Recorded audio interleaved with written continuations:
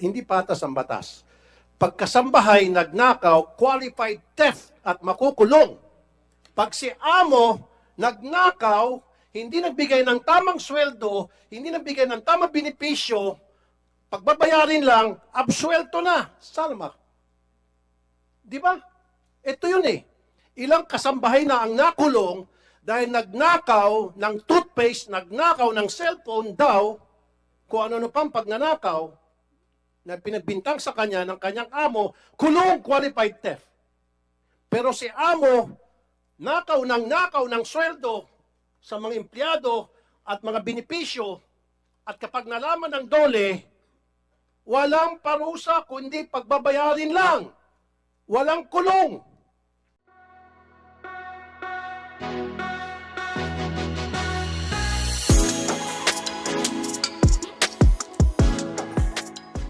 Okay, nandito ba si Chairman?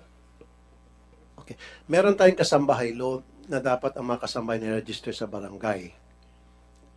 Kayo ba ay nakaregister, ni-register sa barangay na nasa household ni Mr. Miss Ruiz? Wala po. Hindi. Opo. At bakit daw? Batas yun eh. Yun po ang hindi ko po alam. Okay. Mr. and Mrs. Ruiz, nung last time, nandito tayo, sabi nyo, edukado kayo, so alam nyo ang ginagawa ninyo. Bakit hindi nyo niregister sa barangay ang mga kasambahay ninyo? At batas yun na dapat niregister sa mga kasambahay. At dapat binibigyan ng benefit sa mga kasambahay. Bakit hindi nyo ginawa? Your Honor, hindi naman po sila mga kasambahay. No? Anong tawag mo sa kanila? Kasama sa bahay. Kasambahay, kasama sa bahay. Kaya nga tinawag ng kasambahay. Anong tawag mo sa kanila kung hindi sila kasama sa bahay? Nagtatrabaho po sila sa tindahan, Your Honor. Nagtatrabaho sila sa tindahan, stay in sila kasama sa bahay. Di ba? Stay in sila? Saan sila tutulog? Sa bubong? Natutulog sa bahay mo, di ba? Pagmamayari mo, pamamahay mo, di ba?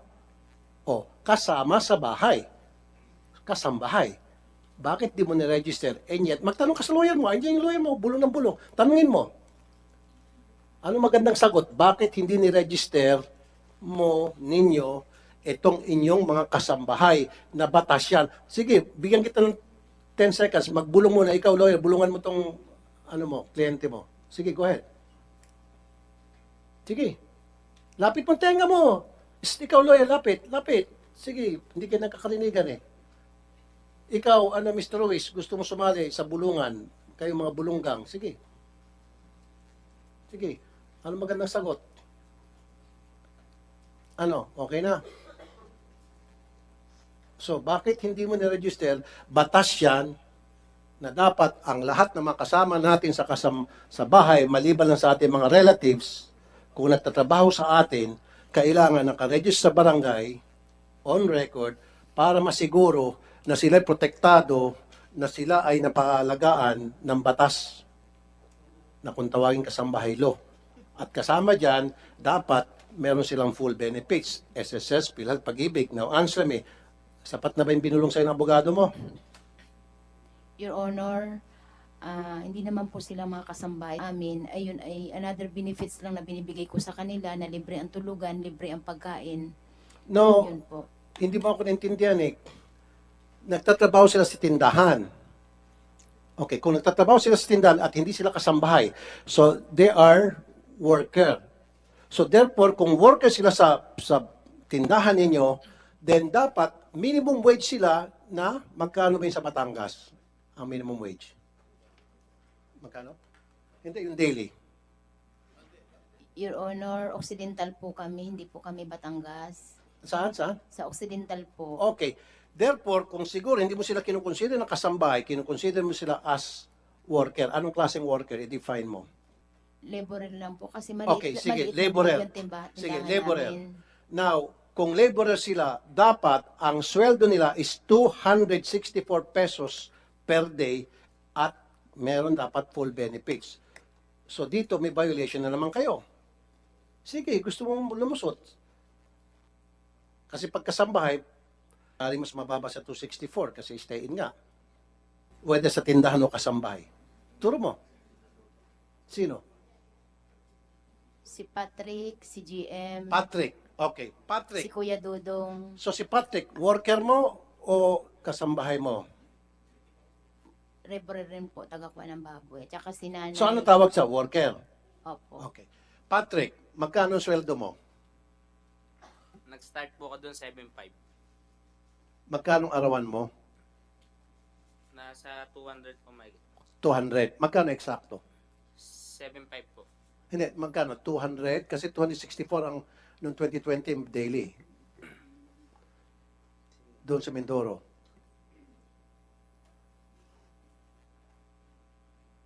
Magkano? 264 ba?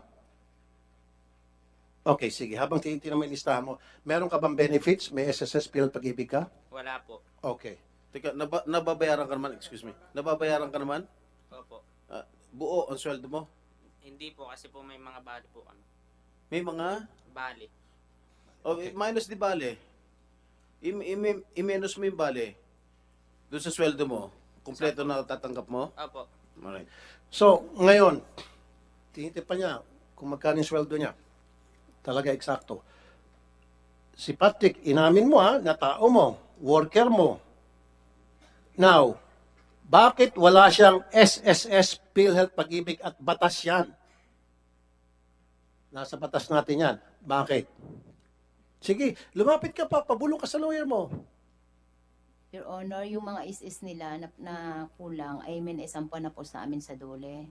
Ano po? May yung mga SS po nila at saka yung sinasabi niyo po, nakakulangan ng mga benepisyo nila ay minaisampa na sa amin sa dole. No. Bakit hindi mo sila kinuna ng SSS, PhilHealth, Pag-ibig? Kasi- Bakit wala sila? Your Honor, nung start niya 7.5, sunod na buwan po agad, mataas agad ang sahod niya, 9,000. Hanggang ngayon po, 10,000 na po. No, it doesn't matter. Kahit na 100,000 ang isahod mo sa kanila, again, nasa batas natin, kailangan may benefits na SSS, PhilHealth, Pag-ibig ang lahat ng manggagawa, regardless kung magkano sweldo na pag-usapan ninyo.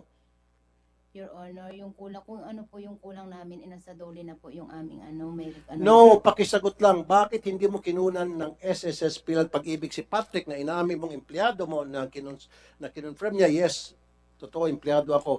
So bakit hindi mo kinunan ng benepisyo na nasa batas natin yon? Pakisagot lang. Lawyer, bulungan mo pa na maayos. Kulang pa yung bulong mo. Bulungan mo, kulang bulong mo sa kanya. Hindi, pakisagot lang. So nag-violate ka ng batas. Sinasabi sa batas natin, nakasal sa batas natin ng SSS, PhilHealth, Pag-ibig, meron kang violation. Lumabag ka sa batas natin, sa labor law natin.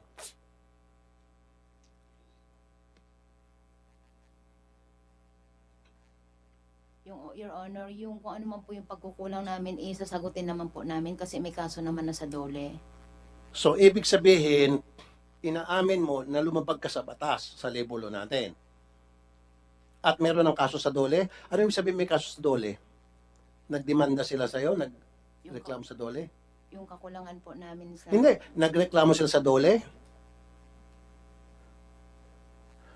Tatawagan kong dole dahil kapag nagsinungaling ka ulit, pakukulong na kita, hindi na sa baba, kundi sa city jail na. Sa maniwala ka sa hindi.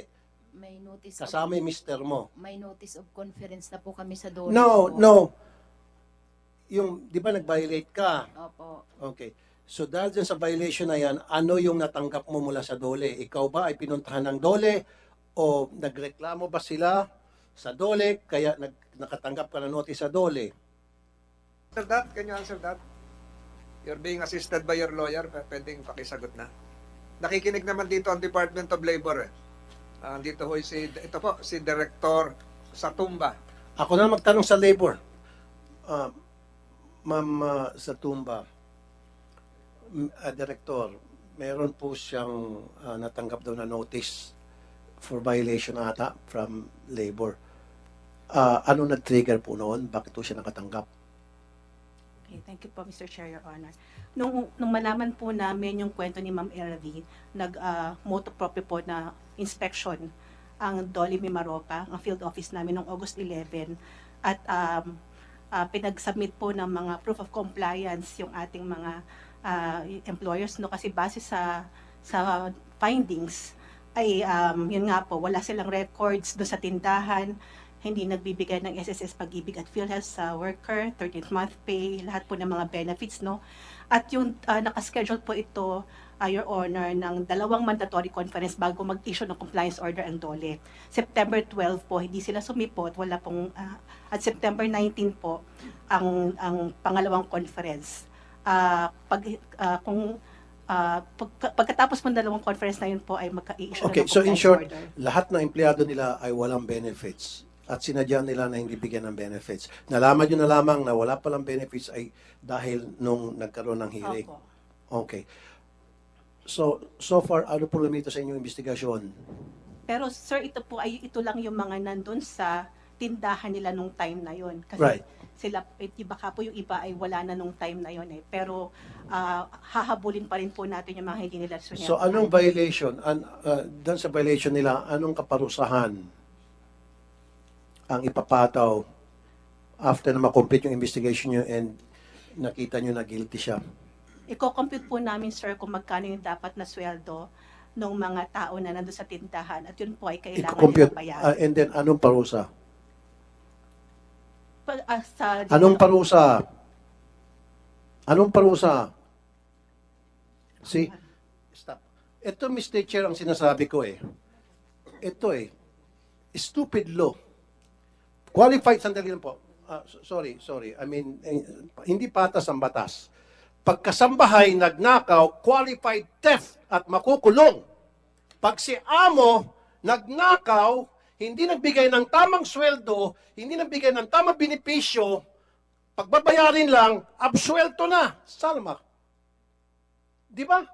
Ito yun eh. Ilang kasambahay na ang nakulong dahil nagnakaw ng toothpaste, nagnakaw ng cellphone daw, kung ano pang pagnanakaw, na pinagbintang sa kanya ng kanyang amo, kulong qualified theft.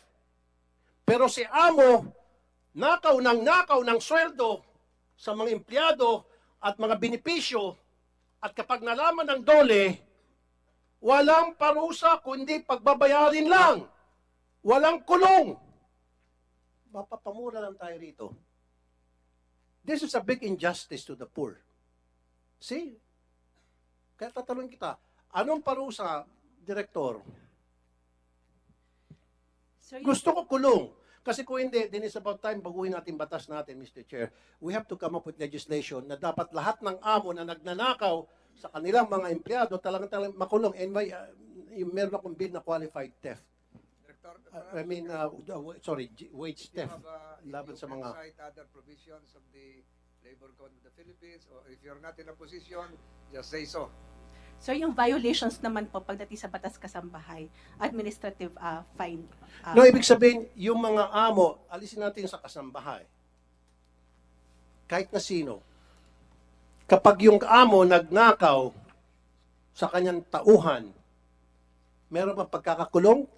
Kaya na, Mr. Chair, meron akong bill na pinasa ko na yung wage theft na para itong mga walang hiyang amo makatikim ng kulong. Kasi napakadali sila magpakulong ng kanilang kasambahay at mga tauhan kapag nagnakaw ng kung anumang bagay na binibintang nila.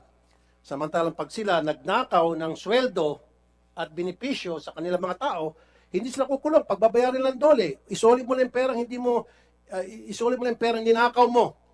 Yung sweldong ninakaw mo, pakisoli. Yung benepisyo ninakaw, pakisoli. Walang pagkakakulong. Hindi patas ang batas. No. Mr. Estrada, would you like to interject? With You're the, the author of permission. the Kasambahay Law. With the permission of Senator Estrada. Senator Tulfo, we are here to investigate this maltreatment of this kasambahay named Aling LV in aid of legislation. Yes, I am the main author of Batas Kasambahay, and I am open to revise or to amend or to improve this Kasambahay bill. That is why I am thankful to the chairman of the Committee on Justice that he has conducted several hearings with regard to this to the maltreatment of Manang LV. And as what you said, Senator Tulfo, you are one with me in improving this Batas Kasambahay bill. That is why I, as the principal author of Kasambahay bill admits that there are some loopholes in this bill. That is why I am open to amending or revising this particular bill. Thank you, Mr. Estrada. Mr. Chair, not only dun sa mga kasambahay, maging sa mga trabahador, be that trabahador sa factory, trabahador sa security guard, factory worker, ganun eh. Sabi na rin natin, Senator Tulfo, yung mga construction worker. Construction worker, Pag Sabado, walang sweldo yung iba. yes, pag nanakaw yun. Na, pati face mask. Hindi lang po tapos kasambahay. sinisingil. Hindi, ibahin natin kasi hindi sila kasama sa bahay. So, siguro that's a separate bill. Yeah, I know. What I'm trying to say in general, Senator Estrada, hindi lang yung sa kasambahay law, kundi maging sa lahat ng batas, labor code natin, dapat yun yung babaguhin. Yun yung siguro babaguhin natin dahil maging yung sa mga factory worker, maging sa mga security agents, security guard, maging yung sa mga nagtatrabaho sa kahera, sa tindahan, ninanakawan po, even while we speak, libo-libo pong mga manggagawa na ninanakawan po araw-araw ng kanilang mga amo. And yet, kapag nadiskubre later on ng dole na ninanakawan yung kanilang mga manggagawa, yung dole, inspection, and then pag nakita na guilty, pagbabayarin lang, sabihin, isoli mo lang ninakaw mo sa iyong mga empleyado, and then, tapos na. Pero pag yung si worker, alam mo, si security guard, nagnakaw sa amo, kulong agad sa kasong qualified theft. Yun yung pinapoint out ko. Okay. Anyway, Mr. Chair, meron akong bill na pinapasa ngayon, yung wage theft, na ito mga katulad ni Mr. and Mrs. Ruiz, makukulong kayo dahil sa pagnanakaw ninyo sa mga sweldo ng inyong mga pobreng kasambahay, kasama sa bahay, o ng iyong mga worker sa tindahan na turo ng abogado mo. Okay? Yun lang po, Mr. Chair.